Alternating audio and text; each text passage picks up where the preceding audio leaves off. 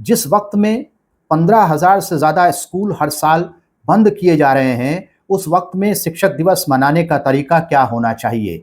UDISE पर भारत सरकार का डेटा हमें बता रहा है कि हर साल 15,000 से ज़्यादा स्कूल बंद किए जा रहे हैं। यूडाइस का ही डेटा हमें बता रहा है कि 2018 से 2022 के बीच देश में 65,120 सरकारी टीचर्स कम किए गए हैं। यानी हर साल 16,000 से ज़्यादा टीचर्स की सरकारी पोस्ट कम की जा रही हैं। सोचने वाली बात यह है कि शिक्षा की मांग बढ़ रही है और स्कूलों और टीचर्स की संख्या घट रही है। ऐसे में शिक्षक दिवस मनाने का तरीका क्या होना चाहिए?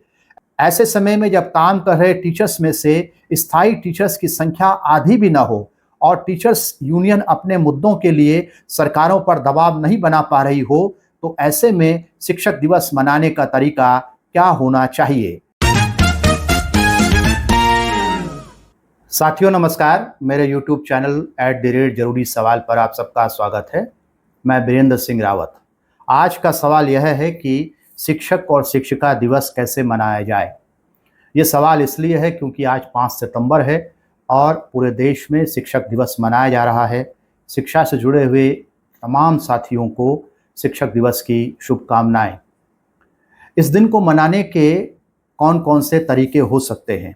शिक्षक दिवस के दिन को बहाना बनाकर हम किन किन मुद्दों पर बहस करने के लिए तैयार हैं? क्या प्राथमिक कक्षाओं में जिस तरह से शिक्षक दिवस मनाया जाता है, सीनियर सेकेंडरी स्कूलों में भी उसी तरह से मनाया जाए? और जिस तरह से स्कूलों में मनाया जाता है उसी तरह से क्या विश्वविद्यालयों में भी मनाया जाए, या स्तर के अनुसार इसके मनाए जाने के तरीकों में अंतर होना चाहिए? यानी कि क्या विश्वविद्यालयों में हम शिक्षक से जुड़े हुए, शिक्षिकाओं से जुड़े हुए, शिक्षा से जुड़े हुए जो मुद्दे हैं उन पर बात करें, विचार करें, बहस करें, सम्मेलन करें, चर्चा करें, या हम स्कूल के विद्यार्थियों की तरह ही जो विश्वविद्यालय के विद्यार्थी हैं वो भी इस दिन को नाचने गाने के कार्यक्रम के तौर पर मनाएं? भारत में डॉक्टर सर्वपल्ली राधाकृष्णन के जन्मदिन 5 सितंबर को शिक्षक दिवस के रूप में मनाया जाता है। 1962 में पहली बार 5 सितंबर को शिक्षक दिवस के रूप में मनाया गया और तब से हर साल 5 सितंबर को शिक्षक दिवस मनाया जाता है। वैसे दुनिया के अलग अलग देशों में अलग अलग तारीखों पर शिक्षक दिवस मनाया जाता है। एक महत्वपूर्ण तारीख 5 अक्टूबर भी है। यूनेस्को के द्वारा इस दिन को विश्व शिक्षक दिवस घोषित किया गया है क्योंकि इस दिन हायर एजुकेशन के टीचर्स के अधिकारों और कर्तव्यों के संदर्भ में यूनिसेफ द्वारा एक रेजोल्यूशन को मंजूरी दी गई थी और इसकी वर्षगांठ पर शिक्षक दिवस मनाया जाता है। उस रेजोल्यूशन का शीर्षक है recommendation concerning the status of higher education teaching personnel.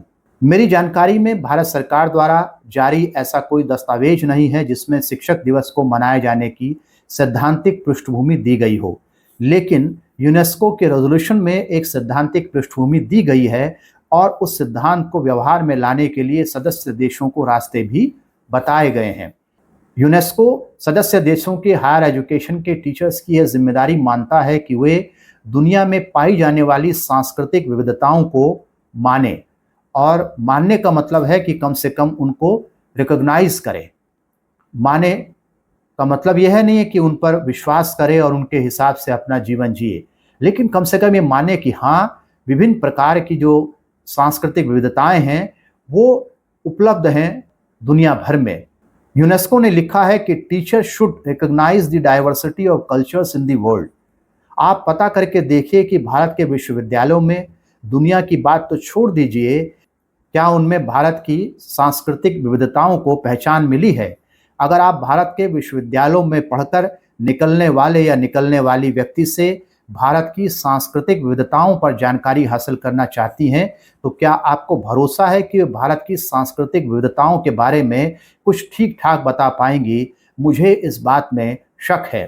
कुछ समय पहले ही दिल्ली विश्वविद्यालय के इतिहास के पाठ्यक्रम की रीडिंग लिस्ट से A.K. रामानुजन द्वारा लिखा गया निबंध हटा दिया गया। उस निबंध का शीर्षक था 300 रामायणास, 5 examples and 3 thoughts on translation. यह निबंध राम कथा की विविधता को समझाता है, लेकिन विश्वविद्यालय को राम कथा के बारे में विविधता नहीं, एक रूपता भाग गई और इसलिए उसकी रीडिंग लिस्ट से यह निबंध हटा दिया गया। एक और उदाहरण लें, भारत में खान पान की अनेक आदतें और संस्कृतियां हैं, लेकिन भारत के विश्वविद्यालय खान पान की विविधता पर बात करने और उसका प्रदर्शन करने को हतोत्साहित करते हैं और अनेक बार उसे आपराधिक भी घोषित कर देते हैं। ऐसे में शिक्षक दिवस मनाते वक्त इस तथ्य पर भी विचार किया जाना चाहिए कि विश्वविद्यालयों में भारत के साथ साथ विश्व की विविधताओं का समावेशन कैसे किया जाए। कुछ और मुद्दे भी हैं जिन्हें शिक्षक दिवस के दिन उठाया जाना चाहिए, लेकिन वे कहीं दिख नहीं रहे। जिस वक्त में 15,000 से ज़्यादा स्कूल हर साल बंद किए जा रहे हैं, उस वक्त में शिक्षक दिवस मनाने का तरीका क्या होना चाहिए। यूडाइस पर भारत सरकार का डेटा हमें बता रहा है कि हर साल 15,000 से ज़्यादा स्कूल बंद किए जा रहे हैं। यूडाइस का ही डेटा हमें बता रहा है कि 2018 से 2022 के बीच देश में 65,120 सरकारी टीचर्स कम किए गए हैं, यानी हर साल 16,000 से ज़्यादा टीचर्स की सरकारी पोस्ट कम की जा रही हैं। सोचने वाली बात यह है कि शिक्षा की मांग बढ़ रही है और स्कूलों और टीचर्स की संख्या घट रही है। ऐसे में शिक्षक दिवस मनाने का तरीका क्या होना चाहिए। ऐसे समय में जब काम कर रहे टीचर्स में से स्थायी टीचर्स की संख्या आधी भी ना हो और टीचर्स यूनियन अपने मुद्दों के लिए सरकारों पर दबाव नहीं बना पा रही हो, तो ऐसे में शिक्षक दिवस मनाने का तरीका क्या होना चाहिए। ऐसे समय में जब पाठ्यचर्या और पाठ्यक्रम तय करने की प्रक्रियाओं में शिक्षकों की भागीदारी न्यूनतम हो, तो ऐसे में शिक्षक दिवस कैसे मनाया जाए, क्योंकि उनके अनुभवों को तो पूछा नहीं जा रहा है और पाठ्यपुस्तक बनाने और पाठ्यक्रम बनाने और पाठ्यचर्या बनाने की जो प्रक्रियाएं हैं, उनसे उनको लगभग बाहर रखा जा रहा है। तो सवाल उठता है कि शिक्षक दिवस के दिन संस्थाओं में केवल नाचा गाया जाए और कुछ गीत संगीत बजाया जाए। ऐसे समय में जब एक के बाद एक दूसरी परीक्षाएं केंद्रीकृत की जा रही हैं और पढ़ाने के संदर्भ में टीचर की ऑटोनॉमी नकारात्मक रूप से प्रभावित हो रही है, तो फिर यह सवाल उठता है कि शिक्षक दिवस मनाने का मतलब क्या है, और अगर मनाना भी है तो कैसे मनाया जाए, और मनाते वक्त क्या परीक्षाओं के केंद्रीकृत स्वरूप से टीचर्स की जो ऑटोनॉमी है उस पर जो नकारात्मक असर पड़ा है वह बहस का बिंदु होना चाहिए या नहीं।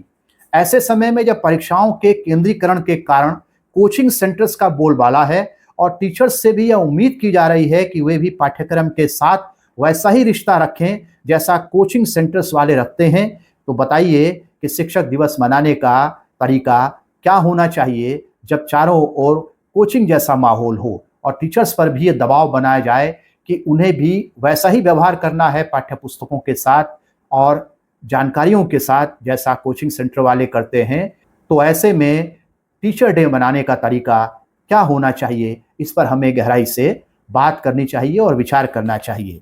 ऐसे समय में जब उच्च शिक्षा में प्रवेश के लिए परीक्षाओं का केंद्रीकरण हो चुका है और सीनियर सेकेंडरी क्लासेस में भी विषय की समझ और उसकी गहराई नहीं, कुछ सूचनाएं प्रमुखता पा रही हों, तो शिक्षक दिवस के दिन टीचर्स के पास खुश होने की क्या वजह हो सकती है, क्योंकि अब टीचर्स विद्यार्थियों को प्रतियोगिता परीक्षा पास करने में मदद करने वाले बनाए जा रहे हैं, दुनिया को समझने का नजरिया देने वाले नहीं। एक और सवाल है कि ये टीचर्स डे कैसे टीचर्स को समर्पित हो। ऐसे टीचर्स को जो किसी दलित बच्चे के घड़े से पानी पी लेने पर उसको इतना मारता है कि अस्पताल में उसकी मौत हो जाती है। ऐसे टीचर्स को जो विद्यार्थियों को इस बात के लिए भड़काते हैं कि अगर भोजन माता दलित है तो उसके हाथ का खाना मत खाओ। या ऐसे टीचर्स को जो कि किसी भी जात का हो, किसी भी धर्म का हो और किसी भी प्रांत का हो, लेकिन उसके मन में संवैधानिक मूल्यों के लिए गहरी आस्था है, संवैधानिकता के लिए गहरी आस्था है और वह यह मानकर चलता है या मानकर चलती है कि स्कूल एक डेमोक्रेटिक स्पेस है, स्कूल एक पब्लिक स्पेस है और इसलिए उसे अपनी व्यक्तिगत मान्यताओं को स्कूल के अंदर नहीं इस्तेमाल करना चाहिए।